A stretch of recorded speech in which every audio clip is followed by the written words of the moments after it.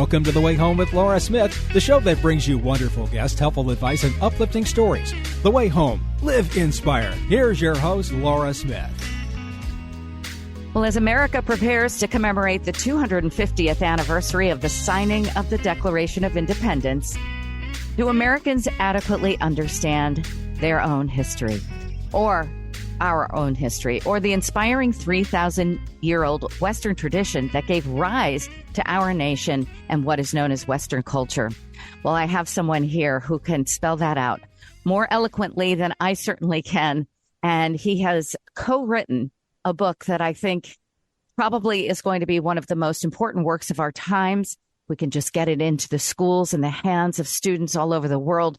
It's called The Golden Thread, A History of the Western Tradition. And James Hankins, who I'm going to be referring to as Jim, thank you so much for joining me on the way home today. I feel very honored. It's a great pleasure to join you, Laura.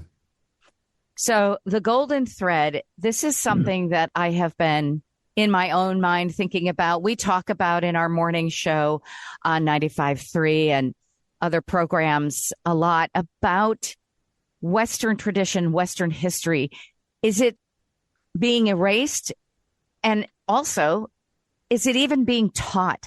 And many of us are quite frightened when we think about the fact that our own population barely understands or knows our history, or at least, my demographic and younger, and we worry about that. But here you've written this 2-volume book called The Golden Thread, along with Alan Guelzo, who you wrote it in a 2-part, almost like a textbook way, but it's much deeper than that. It's much more almost like a work of art from what I'm, witnessing here. Tell me what is happening in terms of the students in the world. You went to Brown, you went to Duke University, you're a professor at Harvard University. You just recently did recently in the last few years, a fellowship of research at South Bend in Notre Dame, right here in our own backyard, 5 minutes from where we are. And but yet you have written this book that you obviously deem very important. Tell us what's going on in terms of any of us understanding our past, where we have come from, and how are we to secure our future if we don't know where we came from? Well, those are very important, and I think, excuse me, I'll back up a bit. I think these are very important questions, and we need to address it very soon, because we're on the point of breaking the golden thread that connects our civilization with the past. Now, Alan and I wrote this book, and Alan's a very old friend of mine. We go back to middle school together, believe it or not. And we've been talking about these problems for our entire lifetime. And he's one of the friends I've kept in touch with from middle school and high school. So we were asked by Encounter Press to do a Western Civ book, because everybody knows who is in education that the teaching of Western civilization stopped about 40 years ago. It just was a decision that no one made and everyone made, one of those types of decisions, that the history of the West, we were just not teaching anymore. And it has been taught for hundreds of years. If you go back to the 18th century, the era of the founding fathers, they studied ancient Greece, they studied Rome, they studied the Middle Ages, they studied European history. And every generation subsequent to that, up until the 1980s, learned Western Civ. And that was a common thread of our entire civilization. People knew what you were talking about when you mentioned Shakespeare or the Reformation or the Enlightenment or things like that. And we could talk about them. If you don't have those things in common, you can't talk about it. It's one reason why our civilization has fallen apart, because we're not teaching civilization anymore. So Al and I decided we're going to write this book. And we got tremendous help from Encounter Press. They made a beautiful book. I don't know if you've seen it, Laura, but I have not seen the hard copy, no. Well, it's fantastic. Maybe I have one here. No, I think I gave it away. I was going to hold it up. But this is anyway. But it's 7 pounds, right? And it's got 1,500 pages of 1,250 pages of writing, but it's actually 500 pages of writing because a lot of it's illustrations and maps, and it's just a beautiful, beautiful book. So as an object, it's really, I think, very attractive. But the main reason, of course, we're writing is we're trying to revive the study of Western civilization. That's our mission.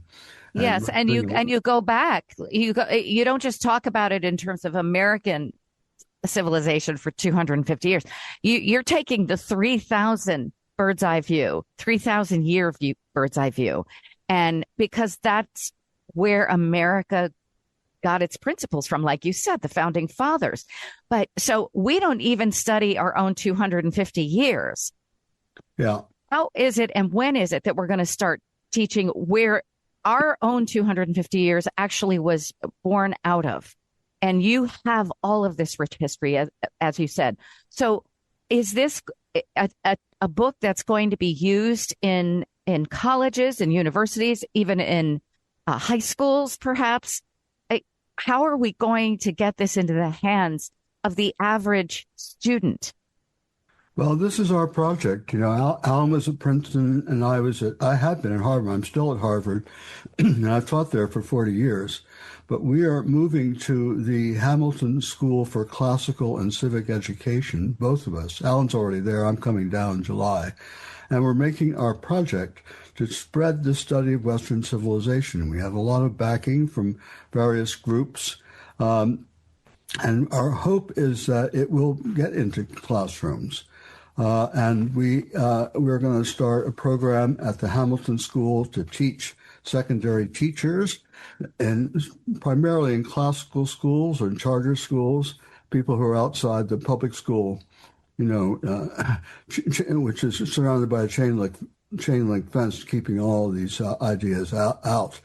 We're going to start working with the alternative educational system that's been growing up in America in the last few years, really since before COVID, but COVID was the really break point. So now we have, before COVID, 95% of American children were educated in public schools run by unions, and now it's down to 83%. That's a really remarkable change. So we're going to work on the 17% who are not in public schools. We're going to work with homeschoolers. A lot of this book is written for homeschoolers, in fact. Yes. Wow. I think I was wondering that because I have so many friends that homeschool their children. And I was thinking, is this going to be the type of material that they can introduce in their homes? Oh, yes. My buddy Alan, by the way, who wrote the second volume. I wrote the first volume. Alan wrote the second volume. He was a homeschooler. He's homeschooled 3 of his children, and his children are homeschooling. So we're very aware of what that population needs. And also, we're trying to teach not just history. We're trying to provide a central narrative that people can follow so they can fit their experience in reading into some central framework. So we're providing this central narrative from the Greeks and the Romans through the Middle Ages, the Christianization of the Roman Empire, the history of Christianity in the Middle Ages. Alan and I are both Christians, and we tried to write a book that was not against. We're not trying to write a religious book. It's not a religious book. It's written for anyone who cares about the West and wants to teach their children to love the West. And there's a lot to love. But we also try to write a book that does not try to undermine the faith of Christian people. And many of these Western Civ books that exist, there's still a few on the market that sell very well, but a lot of them have a subtle narrative in them which basically tells Christians that they're being that they're superseded, and the modern world doesn't have a place for Christians, and that's obviously not our view. So we've tried to write a book that can be used by classical schools, by homeschoolers, by Christians, by non-Christians, anyone who is afraid that their children might not know about Western history. Yes. I remember in high school, I went to high school in South America at an international school in Sao Paulo, Brazil. We had a Western Civ course. Sadly, for me, the teacher, God bless her soul, she'd been there for 100 years or something. And she, I don't know what country she came from. She had a very thick accent, so it was hard for me to understand her.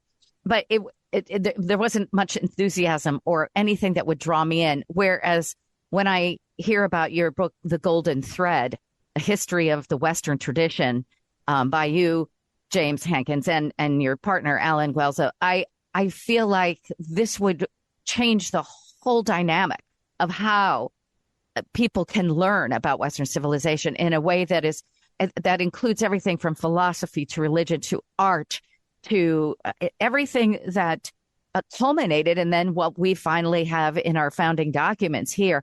And I'm so interested that you are getting it into classical schools and such. Are you thinking like Hillsdale College, PragerU, places like this, Liberty University, those types of schools? Yes, in fact, we have good relations with all the major classical school networks. And Hillsdale helped us a lot. We had research assistants from Hillsdale. Hillsdale has a big classical school that's about to open. They have dedicated a great part of the Hillsdale campus. Right in the middle of the Hillsdale campus, there's a new building going up, which will be finished, I think, quite soon. And they're going to have programs there for classical school networks. Hillsdale itself, I'm sure you know, has its own classical network. But we've worked with Memoria Press, which has a very large network, 100 schools or so, and Great Hearts Academy, which is based in Arizona, but they also have affiliates in Texas and Florida now. So we're hoping we can use this network, and they're very eager to see the book. I've talked to many classical school teachers. I go around the country basically trying to tell classical schools that they need to study more history. Yes, and not just history, but history that helped to shape us, because I feel like as you said, I mean, I'm so grateful this is getting into the classical schools. It should be required for any school that we can't even have American history, which is based on all of this, the Western history that goes back 3,000 years. But the fact that we don't even teach our students our own history and the founding documents and the Constitution is this. I mean, I have so many questions for you, but so, I mean, is that one reason why we see what we feel like looking out into the world right now? I was living in New York for 42 years. And I just got to the Midwest, where I was born, but didn't spend much time here until now. And the fact that it's hard to find people that know our complete history and the documents and what it's founded upon when we saw over the last 4 or 5 years when they were tearing down the statues and burning down the cities and stuff, what kept coming into my mind like a flood was just that these are people who don't even know our history, and yet they're hell-bent on erasing it. And I don't understand where that comes from. That's a whole other conversation, but that's what scares me. So this book coming out, The Golden Thread, A History of the Western Tradition, I think is so timely. Give us in a nutshell, if you would, what would be considered Western tradition. When you say that, what does that mean? And what is it that you're incorporating into this 2-volume series, this wonderful book? Well, the Western tradition is something that's been around a long time. The left has put out this very false story that it's made up in the 20th century, but that's just simply not true. It's massive ignorance. It's malicious ignorance.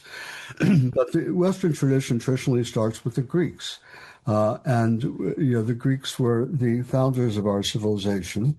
They were a new type of civilization that was very different from the previous civilizations of the ancient Near East, the Babylonians and the Assyrians and the Egyptians. These were agricultural societies that were controlled from the top. They were command and control societies. They had no free economy. But the Greeks, they were great travelers and great founders of new colonies all over the Mediterranean. They were incredibly curious, and they invented certain key concepts for us, namely, the first one that comes to mind is citizenship. The Greeks invented the idea of citizenship, which is that if you are a member of a society, you have certain rights and privileges, and the society has to take care of you. There's a distinction between people who are citizens and people who aren't citizens. And, the rest of the world didn't catch up with citizenship until the 19th century. But citizenship is tremendously important as a concept. And it leads, I think, eventually to some kind of plural government, to democracy or aristocracy, or some blend in between. So the Greeks also invented democracy. They invented all sorts of sciences. The ancient Egyptians had wonderful medical books where they had all sorts of cures that they had discovered, and usually they involve praying to divinities and things like that. But they didn't have much empirical medicine. But the Greeks invent empirical medicine, the combination of theory and observation, careful observation, collecting of symptoms, naming of diseases, figuring out the causes of disease, figuring out cures for diseases. Systematic scientific medicine was invented by the Greeks. And you can say the same thing about mathematics. The ancients, before the Greeks understood how to calculate and even to figure out the phases of the moon, things like that. But the Greeks invented mathematical argument, geometry, the ability to argue for things. And this is a central principle of the ancients, that ancient Greeks, is that they lived in democracies. They did not have command and control economies. So they had to persuade each other of what to do. In order to run a society, you have to make decisions. In a monarchy, you just say, get the king to say what to do. In a democracy, you have to talk to each other. You've got to reason together. You have to be civilized. This is my personal definition, by the way, of what a civilization is. It's something that civilizes people. And we complain that we're no longer civilized today. We can't talk to each other. We have no common meanings. Everybody's got his own definition of democracy. And that, there's this wild partisanship in our society, but it's because we're not able to talk to each other because we don't have a common civilization. We don't have a common history. We don't have common works of literature. That's a big part of Greek debate. Every Greek tragedy does not tell you the answer to a question. It's meant to open up discussion. That's very typical of the Greeks. So they have to persuade each other. So how do they persuade each other? Well, they learn to speak eloquently, but also they learn to to make an argument. The Greeks had these enormous juries. They had 500, 1,000, 2,000 people on a jury when they had a major trial. And they did this so there wouldn't be corruption. They didn't want the rich being able to bribe jurors. So they had huge numbers of jurors, so that it was very difficult to bribe so many people. But those people had to be convinced. You had to get up in front of an audience and say, here's the evidence. Here's why the other person's argument is not correct. Here's what the law is. And this whole idea that you had to prove something in court goes back to the Greeks. And, of course, the Romans immensely increased the sophistication of legal practices, and they invented the idea of the rule of law. And the idea of the rule of law, which we're seeing breaking every single day in American society. People don't know what the rule of law is. But what the rule of law is, the idea that the law is above politics. And the law, according to the Romans, was of divine origin, that there was a natural law which was given by the gods, there was a law of nations, which are things common to all nations. And then there's the civil law, the law of your own society. But that law, the whole purpose of the civil law is to be independent of politics. And it originally started actually as a defense of private property, because in the first and second centuries BC, there was a lot of political turmoil in Rome, and one of the things that happened often in Rome is some revolutionary came to power and they wanted to take away people's property.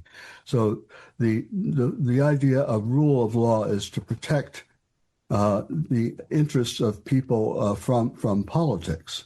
I think very few people understand that, and they don't understand that if you start instrumentalizing law, they say weaponization in Washington, D.C., that eventually you ruin the cohesiveness of society, because one side says, oh, it was a trial. We assume that whoever the judges were, nowadays we say we can tell what the outcome's going to be because we know the party of the judge. Right. That is the absolutely worst way of understanding the law. And I'm sure the Supreme Court, at least some of them, would resist that idea. The law is supposed to be above politics.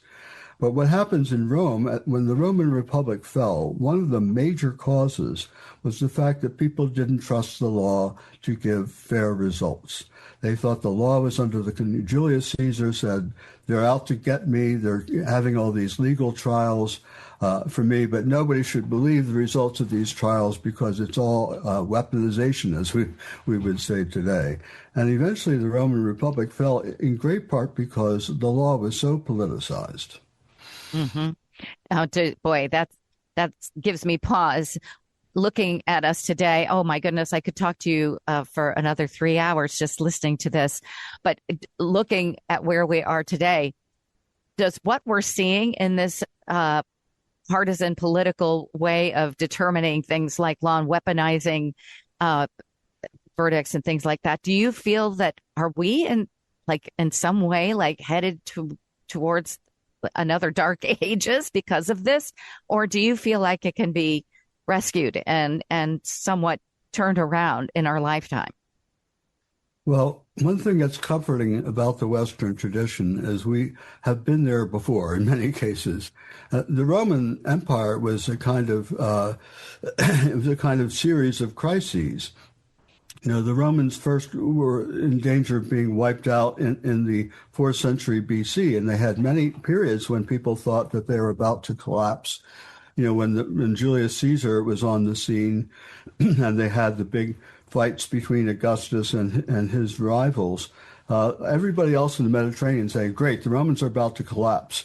And then along comes Augustus, and he refounds the empire and refounds the Roman system and the law system. He cleans up the law system, cleans up all the corruption, and they go on for another 500 years, and the Christians come along and Christianize the Roman Empire, and it goes along for another 1,000 years. But one of the great things about the West is we have Renaissances and we have Reformations. There are periods, of course, called the Renaissance and the Reformation, but those phenomena actually go out throughout Western history. There are many, many Reformations in the religious traditions of the West, and there are many, many Renaissances in the cultural and political traditions of the West. So if you go back to the Middle Ages, there is a revival of Roman civilization in the 5th century, in the 6th century, in the early 9th century, late 8th, early 9th century, the Carolingian Renaissance with Charlemagne. There's a revival in the 12th century. There's a revival in the late 14th century. So we have Renaissances, and that is our hope, really, with this book. We are trying to pull off a Renaissance.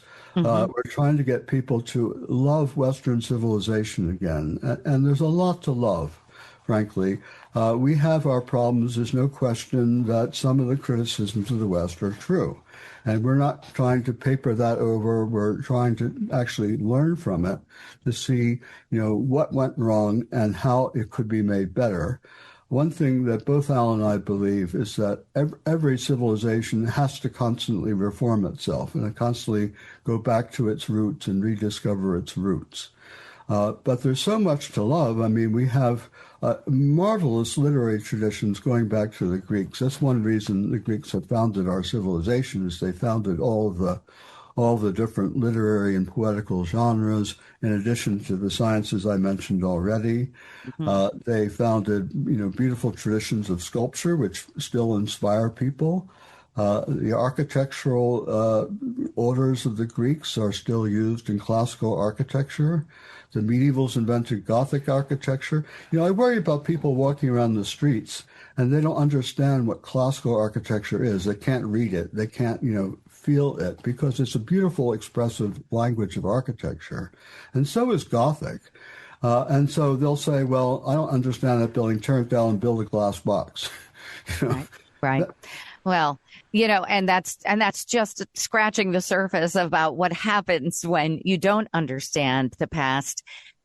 You are destined in some ways to try to eliminate or replace it or something, which is a great tragedy within itself. But you do give me hope, because with everything that you've known and have seen, Jim Hankins, you still have a positive hope for us. And all it takes is understanding a little bit more, doing some research and hearing about this. I could hear you speak honestly for hours and upon hours, but people are so fortunate to be able to find your book, The Golden Thread, A History of the Western Tradition. It is 2 volumes, and you get literally thousands of years of beautiful traditions and history and art and knowledge within these. And this could really be a game changer for our next generations to come, and even ourselves. So I thank you for coming, but only with the promise that you'll come back and we'll just continue, because I have a feeling there's about 100 more shows where that came from.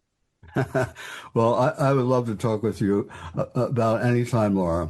Well, I appreciate that. Again, the book is The Golden Thread, A History of the Western Tradition. Can people find this wherever fine books are sold, at Amazon or anywhere, Jim? Yeah, it's on Amazon. Actually, they have a pretty strong discount on it right now. And the price will probably go up when the second volume comes out in December. So Great. It's a good time to buy it.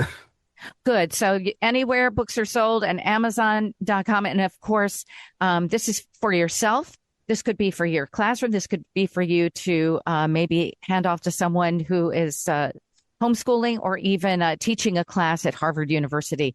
Just so wonderful. Thank you for your incredible just wisdom today, knowledge, and I thank you. We'll see you again for sure. Thank you, Jim Haskins. Thank you for all your very beautiful comments.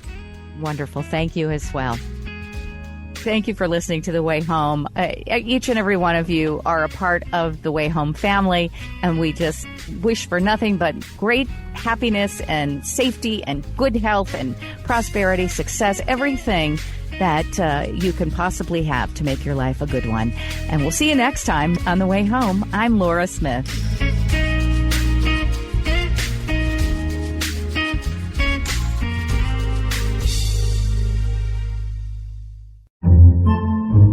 Podcasts by Federated Media.